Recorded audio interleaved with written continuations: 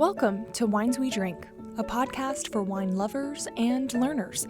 I'm Charlotte Norsworthy Varnum, and together with my counterpart Keith Herndon, we'll be exploring a new wine each week. Keith is a lover of wine, and I'm a learner of wine, and we hope you'll sip along with us.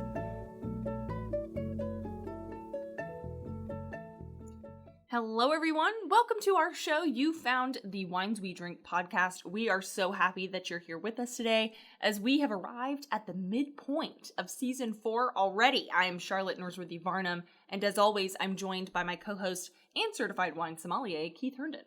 Wow, Charlotte. The midpoint of season 4. Time is flying by this summer. But at least for a moment, we get to slow down a bit and enjoy some delicious wine today. That's exactly right. We have the here and now, even still. So our loyal listeners will know that we've established a tradition here on Wines We Drink. When we get to the 6th episode of each season, the halfway point, what we call our case of episodes, it's cause for celebration. And our midpoint always falls in the 4th of July week. So it always feels like the right time to pop the cork on a bottle of bubbly. It's hot. It's the 4th of July. Let's have a party. Absolutely. We are looking for all kinds of explosions, be it fireworks or the bubbles in your glass. So this has become one of the episodes that I always circle on the calendar. I always get so excited for it. Who doesn't like sparkling wine in the summer? Like you're saying, it's hot. A chilled glass of effervescence often just really hits the spot. And we've featured some really wonderful sparkling wines in the 6th episode of our previous 3 seasons. So if you want to go and check those out or any other episodes, you can find us on all of the major podcast platforms, and that includes Apple Podcasts and Spotify. We've also posted a complete episode guide over at wineswedrink.com. Yeah, Charlotte, when it comes to sparkling wines, there are terrific selections from all over the world. After all, we open the season with a nice sparkling aperitif and Italian Prosecco. Right? There's also sparkling wine from Italy known as Franciacorta. From Spain, we get Cava. From Portugal, we have Espumante. From South Africa, there's Cap Classique. Germany gives us Sekt. But of course, the most famous sparkling wine of all is Champagne from the Champagne region of France. Well, I set all that up to say that today we're drinking a French sparkling wine, but it's not from Champagne. Oh, goodness. Okay. France produces wonderful sparkling wine outside of the Champagne region, and most of these wines are known as Crémant. Okay. Wow. I didn't even consider that there might be other French sparkling wines out there, but here we go. Excellent. A French sparkling wine. It's not Champagne, but I do like the name Crémant. It's very elegant French still. Yeah, I agree. There's an air of elegance surrounding Crémant, but today we're going with affordable elegance. I like it. We're uncorking a non-vintage Crémant de Bourgogne from Bailly Lapierre. This selection is known as a Blanc de Noir, a white wine made from dark or red grapes. So our selection today is 100% Pinot Noir. As the bottle's label explains, it's a, quote, famed variety that thrives in our region, end quote, and, quote, is the hallmark of our identity, end quote. Wow, okay. Well, I think they like their Pinot Noir then. That sounds like a wonderful selection.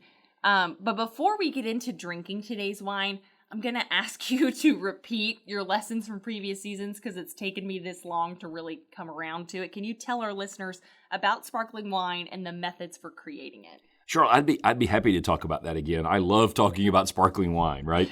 The wine we're drinking today is not Champagne as we've established. The name Champagne is only given to those sparkling wines produced in the Champagne region of France. And the producers there actively regulate and police the use of the word Champagne. But that doesn't mean other regions around the world can't produce a sparkling wine using the Champagne method, which you'll see described as the traditional method. Okay, and so can we define again for our audience and for me as a reminder what you mean by the traditional method then? Okay, what this means is that an initial fermentation begins in the tanks, right? But the bubbles we associate with this type of sparkling wine are created through a secondary fermentation that takes place inside the bottle. The winemakers add some sugar to launch this secondary fermentation. It's known as the dosage. And then they captured the carbon dioxide gas inside the bottle. That captured gas creates a lot of pressure. Believe it or not, it can be up to 90 pounds per square inch. Think about that. That's like more than 2 tires full of pressure. Wow. Right? That's why the glass in the bottle, right, for the sparkling wine is thicker. There's a larger cork, and that cork is typically held in place by a wire cage to hold in all that pressure. Wow. Okay. Well, this makes so much sense, and it feels all like fresh information, even though for me, I've heard it, but maybe for you at home, this is brand new. And so I'm going to do it all again. I'm going to repeat the mantra that I've learned from co-hosting this show with you. It is that all champagnes are sparkling wines, but not all sparkling wines are champagne. You have it down pat. All sparkling wines are not champagne, but there are some excellent sparkling wines made in this method. Don't get me wrong, I love champagne, but I'm also in for exploring this delicious and fun style that comes from regions all around the world. I agree. There's an air of elegance surrounding Crémant, but today we're going with affordable elegance.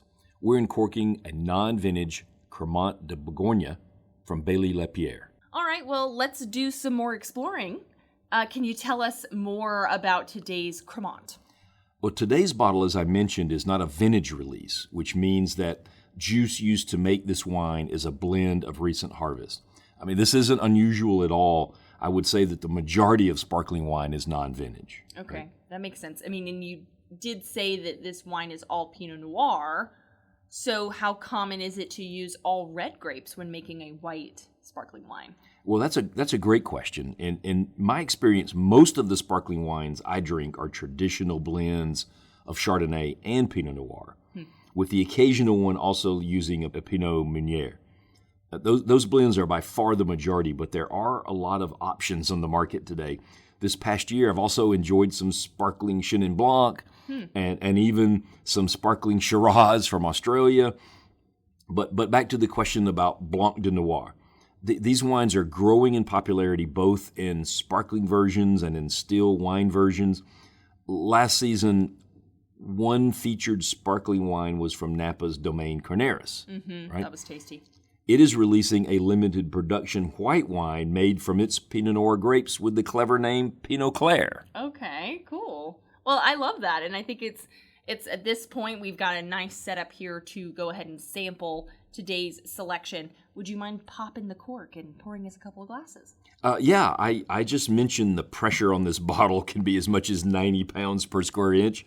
So please, listeners, be careful when uncorking a sparkling wine. It also is good to cover the neck of the bottle with a towel and let the cork come off in the towel. I'm going to just confess something here, okay?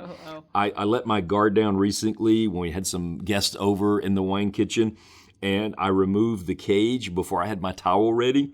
The cork exploded out of the bottle and hit the ceiling. Wow. No damage to the ceiling, no damage to anyone, but it was that reminder lesson to be careful. Right. You definitely don't want to be caught off guard with a cork. So that's a good reminder. Be careful. Opening your sparkling wine, everyone. You can never be too sure. Grab a towel.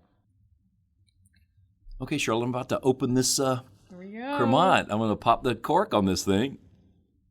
Oh, that sounds really nice. That sound does not get old. Right. And yes, audience, I did let it pop into the towel. Yes, he was very careful, got the towel.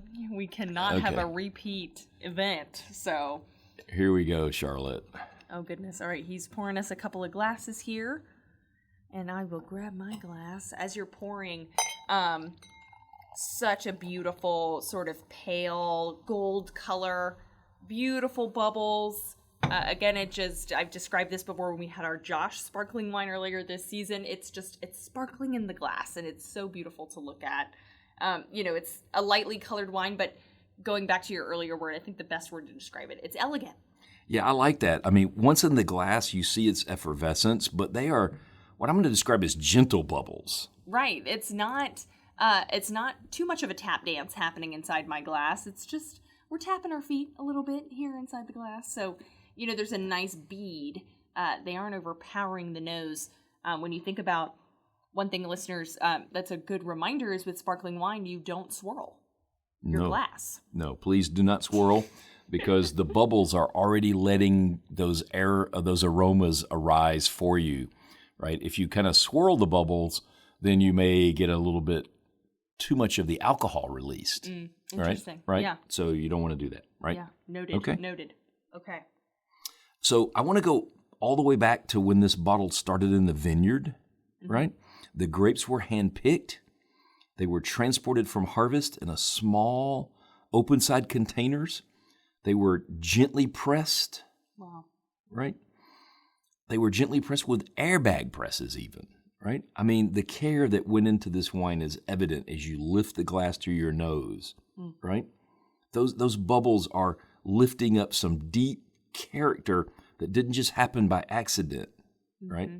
So have a good smell in there, right? Yeah. The wine was aged for 16 months, and you'll appreciate the craftsmanship when you arrive at that first taste, I think. Well, I mean, like you were saying, the bubbles really allow that aroma to reach your nose without even trying. And really what I'm getting on the sniff is there's an orangey citrus quality right up front. You know, we were talking about Pinot Noir and how that might be playing in here. Maybe there's some red fruit notes we would expect to come in there. Yeah, absolutely correct. I think there's a lot of strawberry and raspberry, and then some subtle cherry notes coming through. So please go in and have that first sip. Okay, don't mind if I do.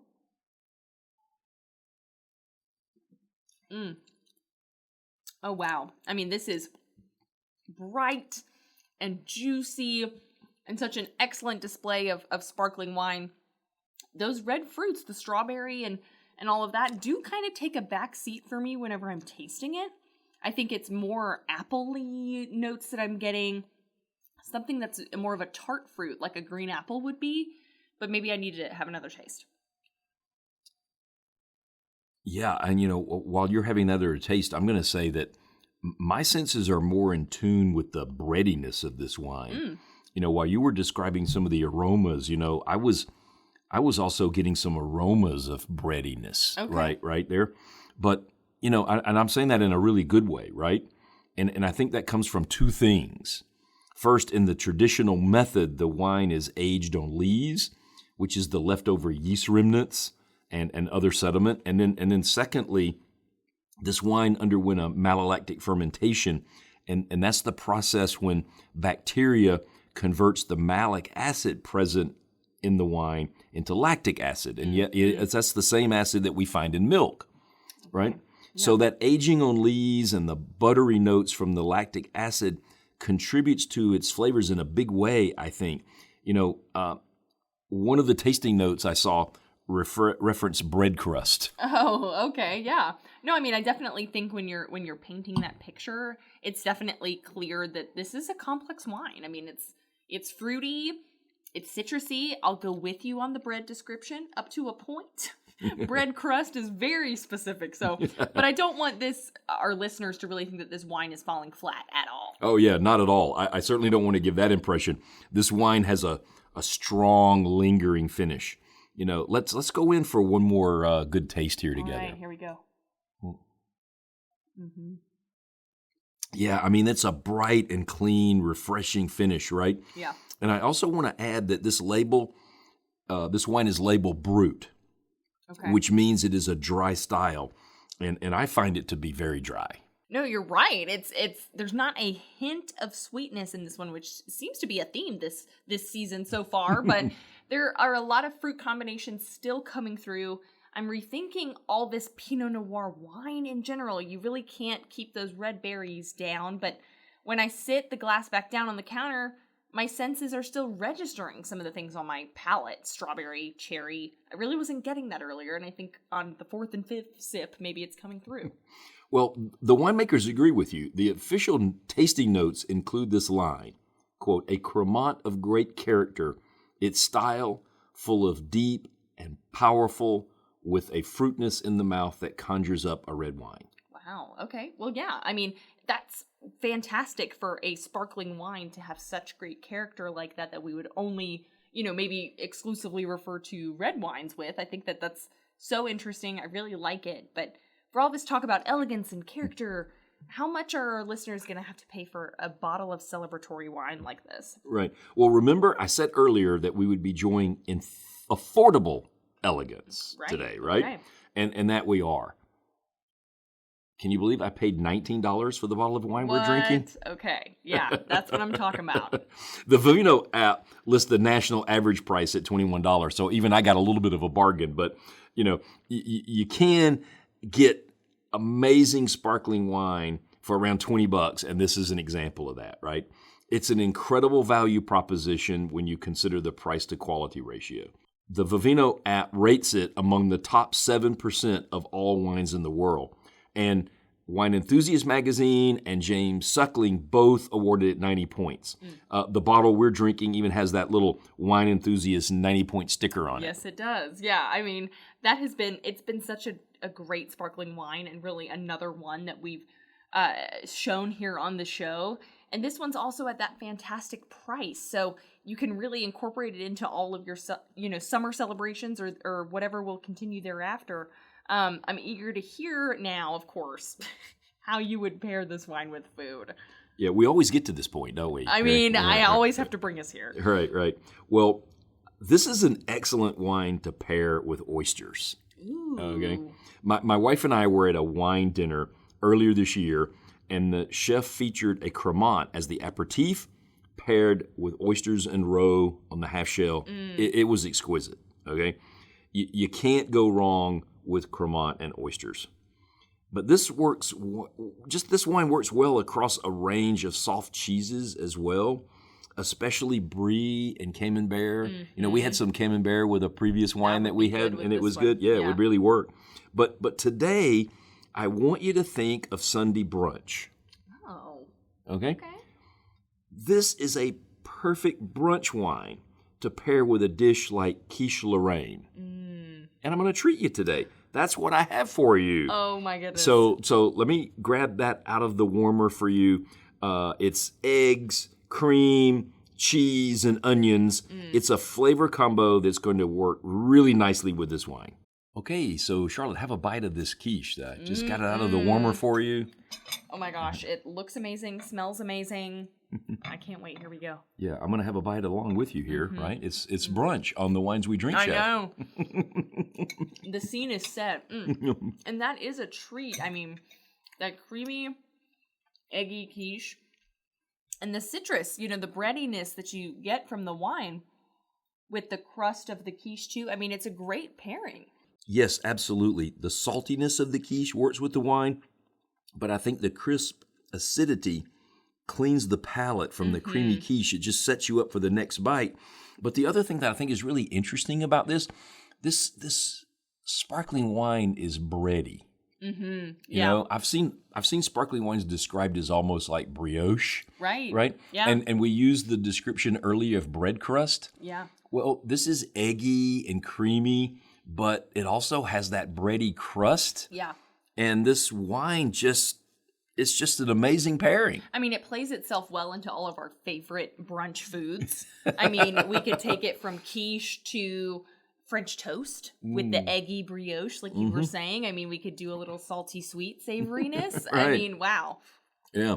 And also this wine comes in at only 12% alcohol by volume. Okay. So that also works well as a brunch partner, right? You can continue your day. Yeah, you're not going that. to overdo it on the alcohol early in the day with this wine. But man, I'm going to have some more of this sparkling wine and this quiche. I would agree. I mean, I never would have thought to pair eggs, I guess, with wine. I mean, your brain goes to so many other categories before quiche. Such a great but still interesting and fresh choice. Right.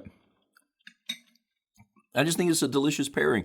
And not that I am a advocate always for diluting the beauty of a Crémant or those sparkling wine and turning it into a cocktail. Right. But I think this would be really nice as a mimosa, as a base for a Bellini also. It would also accentuate some of those fruit qualities of this wine. Right, absolutely. I mean, we were talking about nectarines. You can bring in some nectarine nectar. Oh my gosh. Right. Yeah. That would be great. The menu is building in my head. And bottom line, this is a delicious pairing, and this is a great brunch selection.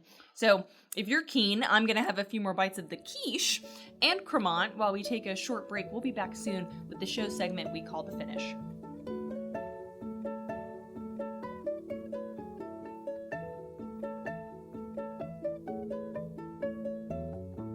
Okay, welcome back to Wines We Drink. This is the portion of the show that we call The Finish. So Keith, how are we wrapping up today's show? Well, I'm still thinking about the break and all of the other quiche and wine I just drank. Very tasty, right? yes. Okay. Well, there's just so much to say about today's wine. It's one of my favorite Crémants out there. But I'd like to talk a bit more about the producers of today's wine. Okay, that sounds like a plan. Well, we told our listeners that today's wine is from Bailly-Lapierre, but that may not mean anything to most of our audience, right? It didn't mean much to me until I started really looking into this wine, when I first had it. Essentially, this is a collective or a cooperative of 430 wine growers who provide the grapes for making Crémant de Bourgogne. There's a rich history here with this farmer-owned company, and it was a major force in establishing Crémant de Bourgogne as an official appellation back in the mid-1970s. Wow, okay, so essentially this is a wine that really comes from the farmers, the grape growers themselves. Oh, absolutely, yes. But aside from its climate and limestone soils that we associate with Burgundy, these farmers also benefit from this area's unique limestone formations. And by that I mean that these formations allow for aging cellars that are more than 150 feet underground. That's a 15-story building, okay? Yeah. As the website for this group puts it, quote, the ancestral wellspring of Bailly-Lapierre since its very beginning has been the ancient underground quarries with subterranean galleries extending over more than 10 acres. Wow. End quote.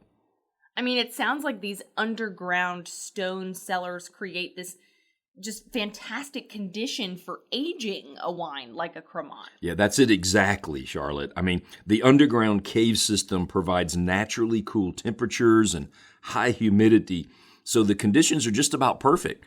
But here's what's lost on most casual drinkers of this label, right? It is a huge operation. They produce 290,000 cases of sparkling wine a year. That's nearly 3 million bottles. Oh my gosh, 3 million bottles? I mean, that's astonishing, and an astonishing amount of wine. Where does it all go? Well, the winery maintains constant reserves of about 6.5 million bottles in those caves, oh my gosh. Right? That's a lot of storage, yeah. Right? But most of the production is sold in France. So the French like this product, right? Yeah, wow. About a third is exported to Great Britain, Germany, and the U.S. But I think the sheer scale of the operation is one of the reasons that the price of this really elegant wine remains so affordable. Okay, it's making sense now. I mean, we always drink great wines on this show, but sometimes, like today, the backstory is really just as intriguing as what's in our glass. I would say that's really a great finish for today's episode. Before we go, though, can you give our listeners a hint of what we're doing next week? Charlotte, next week, we'll be recording on location at the Tapped Athens Wine Tasting Market. And we'll be drinking our first red wine of the season, a varietal that was misidentified for years. That's your hint. Oh, okay. I'm intrigued. And I'm really looking forward to seeing our old friends Todd and Angela Hurt, Tapp's proprietors, back at our, like you said, home away from home. So until then, everyone. Cheers, everyone.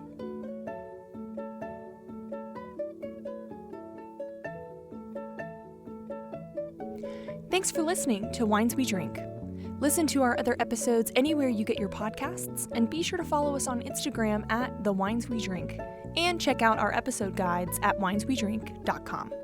Cheers.